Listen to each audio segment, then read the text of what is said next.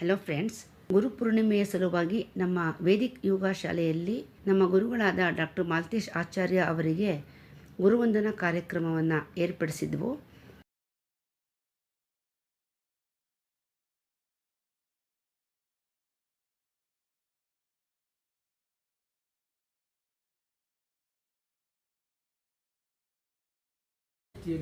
ಶೂನ್ಯ ಅಂದರೆ ಯಾವುದು? ಇಲ್ಲಿ ಭಾವನೆಗಳು ಶೂನ್ಯ, ಯೋಚನೆಗಳು ಶೂನ್ಯ, ವಿವೇಚನೆಗಳು ಶೂನ್ಯ.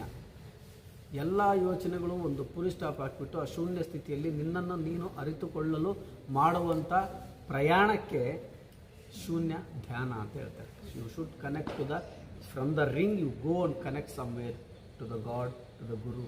ವಾಸುದೇವ ಸುತಂ ದೇವಂ ಕಂಸ ಚಾಣೂರ ಮರ್ದನಂ ದೇವಕಿ ಪರಮಾನಂದಂ ಕೃಷ್ಣಂ ಒಂದೇ ಜಗದ್ಗುರು ಅಲ್ವಾ? ಆ ಕೃಷ್ಣನ ಆಶೀರ್ವಾದ ನಿಮಗೆಲ್ಲ ಸಿಗಲಿ. ಆ ಶೂನ್ಯ ಮೆಡಿಟೇಷನ್ ಮಾಡಿ ಅವರು.